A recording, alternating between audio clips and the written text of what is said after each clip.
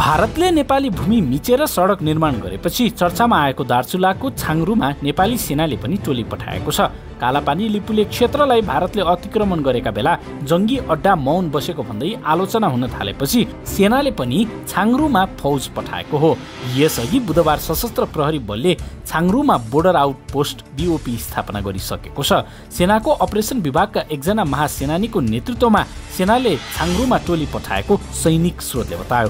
छाङ्रु विवादित कालापानी क्षेत्रबाट 12 किलो वरै पर्छ। सेनाले त्यहाँको वस्तुस्थितिबारे रेकी गरेको स्रोतले बतायो। टोलीको निष्कर्षका आधारमा केही दिनमै दार्चुलामा सेनाको फौज परिचालन गरिने जङ्गी अड्डा स्रोतले बताएको छ। भविष्यमा सेनाको टोलीले के गर्न सक्छ भन्ने विषयमा पनि दार्चुला पुगेको टोलीले अध्ययन गर्ने जनाएको छ। सेनाको दार्चुलामा उपस्थितिले सशस्त्र प्रहरीलाई पनि सहज हुने अपेक्षा गरिएको छ। सैनिक प्रवक्ता विज्ञानदेव पाण्डेले अहिले घाँटी बगर भन्ने स्थानमा 450 मिटर सडक निर्माण गर्ने गरी टोली परिचालित हुने बताए। पाण्डेले भने छाङ्रुदेखि तिङ्कर भन्ज्याङसम्म 87 किलोमिटर सडक नेपाली सेनाले बनाउँदैछ। त्यसअघि सर्वसाधारणलाई छाङ्रुसम्म पुग्न घाँटी बजारमा ट्र्याक खोल्न लागि छ। दार्चुलाका प्रमुख जिल्ला अधिकारी यदुनाथ पौडेलले पनि घाँटी बगरमा भएको भिडका कारण पैदल हिँड्न पनि समस्या हुने गरेको बताए। त्यसैले सेनाले ट्र्याक खोल्ने बारे छलफल भएको उनले बताए। यसैबीच नेपाल सरकारले लिम्पिया धुरा सहितको नेपालको नक्सा जारी गर्ने बताएको छ। राष्ट्रपति विद्यादेवी भण्डारीले संघीय संसदको संयुक्त बैठकमा नीति तथा कार्यक्रम प्रस्तुत गर्दै लिम्पिया धुरा लिपुलेक र कालापानी क्षेत्र समेटेर नयाँ नक्सा सार्वजनिक गरिने बताएकी हुन्। उनले भनिन्, ऐतिहासिक सन्धि नक्सा तथ्य र प्रमाणका आधारमा कूटनीतिक माध्यमबाट सीमा सम्बन्धनमा बाँकी रहेका विषयको समाधान गरिने भन्दै लिम्पिया धुरा लिपुलेक र कालापानी नेपालको भूमि भएको भन्दै त्यसलाई प्राप्त गर्न ठोस कूटनीतिक पहल र छुटेको भूमि समेटेर नेपालको नक्सा जारी गरिनेछ। सरकार सीमाको सुरक्षा सुदृढ गर्ने पनि कार्यक्रम रहेको छ। अन्तर्राष्ट्रिय सीमा निरीक्षण र रक्षा गर्न सरकार तयार रहेको भन्दै सरकारले नीति तथा कार्यक्रममा नै कालापानी क्षेत्रको विषय प्रवेश गरेको हो। भारतले नेपाली भूमि कालापानी लिपुलेक क्षेत्र अतिक्रमण गरी अनधिकृत रूपमा निर्मित तिब्बतको मानसरोवर जाने सडकको उद्घाटन गरेपछि नेपालमा चर्को विरोध भइरहेको छ। लिम्पिया धुरा कालापानी लिपुलेक क्षेत्रको करिब 385 वर्ग किलोमिटर नेपाली भूमि आफूतिर पारेर विवादास्पद नक्सा प्रकाशित गरेपछि भारतसँगको सीमा विवाद उत्कर्षमा पुगेको छ। भारतले सीमावर्ती लिपुलेक क्षेत्रमा नेपाली भूमि हुँदै चीन जोड्ने सडक निर्माण गरी उद्घाटन गरेको सार्वजनिक भएपछि दुई देशबीच विद्यमान सीमा विवाद पुनः तातेको छ।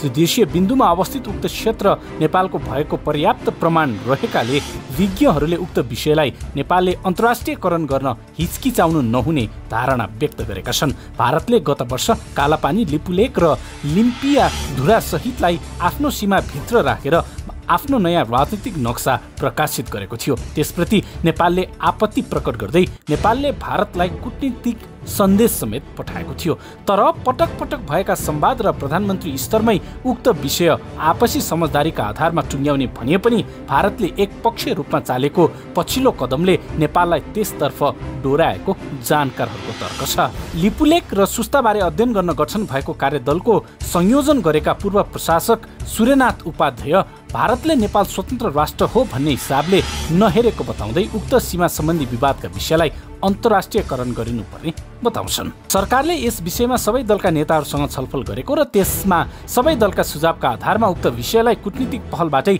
समाधान गर्ने भनिएको अवस्थामा नेपालले भारतलाई डिप्लोमेटिक नोट कूटनीतिक सन्देश पठाए पनि त्यस विपरीत पूर्वाधार विकासको काम भएको छ।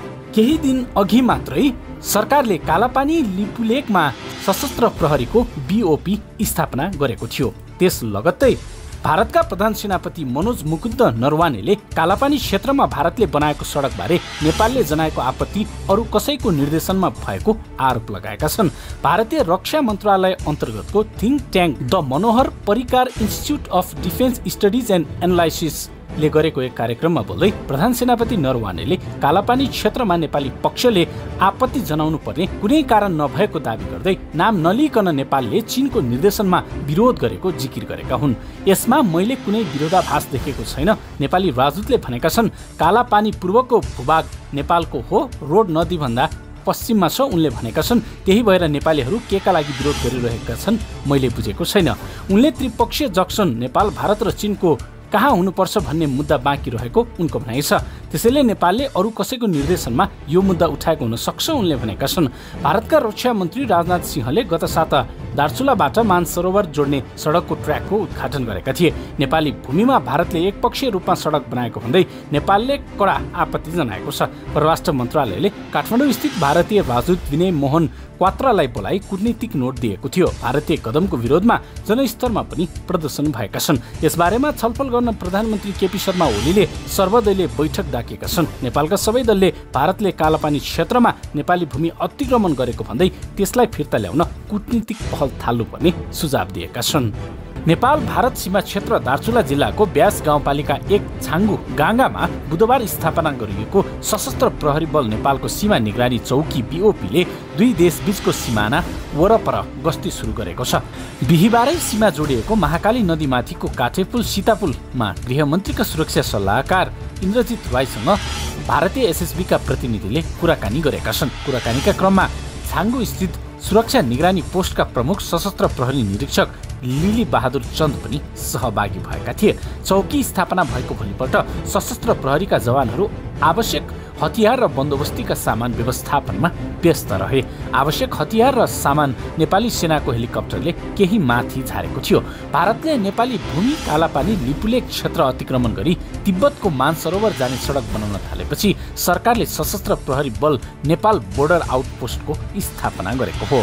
यता लिपुलेक र कालापानी क्षेत्रमा भारतीय पक्षले मिचेको सीमाको विषयलाई लिएर सडकदेखि सदनसम्म सीमा क्षेत्रमा काँडेतार लगाउनु पर्ने भन्दै विरोधको आवाज उठिरहेको बेला पर्साको पश्चिमी क्षेत्र ठोरी गाउँपालिकाका एक वडाध्यक्षले भारतसँग जोडिएको सीमा क्षेत्रमा काँडेतार नै लगाइदिएका छन्। ठोरी गाउँपालिका 3 का वडाध्यक्ष सूर्य लामाले भारतको बिहारसँग सीमा जोडिएको वडा 3 अन्तर्गत पर्ने ठुटेखोला नजिकैको पिलर नम्बर 435-1 देखि 431-4 सम्मको करिब 5 किलोमिटरको दूरीमा काँडेतार लगाएका हुन्। वडाध्यक्ष लामाले स्थानीय प्रशासन, प्रहरी र गाउँपालिका अध्यक्षको सहयोगमा 2074 मङ्सिरबाट तार लगाउन सुरु गरिएको र ठुटे खोलादेखि ब्रहाननगरसम्म गरी 19 वटा साना ठुला पिल्लर रहेका करिब 5 किलोमिटर क्षेत्रमा अन्तर्राष्ट्रिय कानुन अनुसार 10 गजा क्षेत्र छाडेर तार लगाएको जानकारी दिए। कोरोना संक्रमणको सन्तासपछि गत 11 चैतदेखि सरकारले देशभर लगाएको लकडाउन पछिको हालसम्मको अवधिमा करिब 1500 मिटर काँडेतार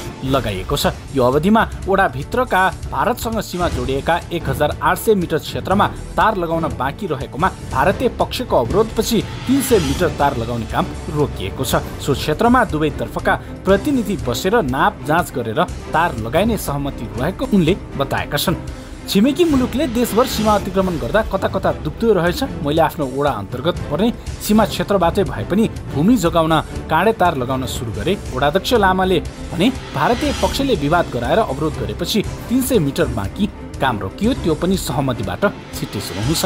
वडाध्यक्ष लामाले गाउँपालिकाबाट वडाका लागि आएको विकास बजेटबाट छुटाएर आफूले सीमा क्षेत्रको सुरक्षाका लागि काँडेतार लगाएको जानकारी दिए। 2074 देखि हालसम्म विकास बजेटबाट तारबारका लागि पहिलो वर्ष 15 लाख, दोस्रो वर्ष 10 लाख र गत वर्ष 8 लाख बजेट कटौती गरेर सीमा क्षेत्रमा तार लगाएको उनले बताएका हुन्।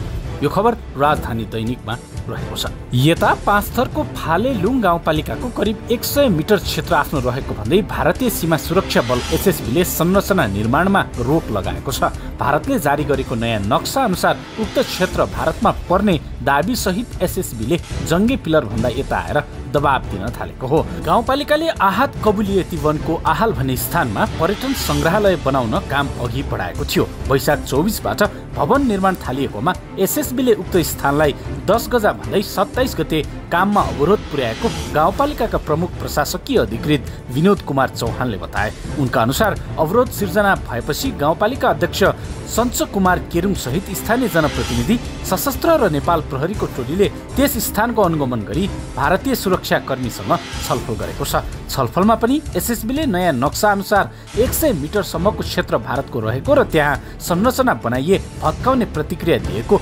गाउँपालिका अध्यक्ष केरुङले टेलिफोनमा बताए। त्यो भूगोल निकै अप्ठ्यारो खालको छ। उनले भने हामीले सम्पूर्ण विवरण उल्लेख गरेर जिल्ला प्रशासन मार्फत नेपाल सरकारलाई जानकारी गराएका छौँ। छलफलमा थोकुम, सन्दकपुर र जौवारी क्षेत्र हेर्ने एसएसबी इन्चार्ज रिङ्कल कुमारको टोलीले उक्त भूभाग भारतकै रहेको भन्दै भारतले जारी गरेको नयाँ नक्सा देखाएको केरुङले बताए। हामीले समाधान गर्ने कुरा पनि भएन, सामर्थ्य पनि भएन, त्यही भएर पत्राचार गर्यो उनले भने। फालेलुङ गाउँपालिका 6 र इलामको सन्दकपुर गाउँपालिका 2 जोडिने उक्त क्षेत्रमा संग्रहालय बनाउन डिभिजन 1 कार्यालय पाँचथरले 10 लाख रुपैयाँ विनियोजन गरेको छ। त्यही बजेटबाट आहाल चौरी पालन कबुलियती समूहले निर्माण अघि बढाएको थियो।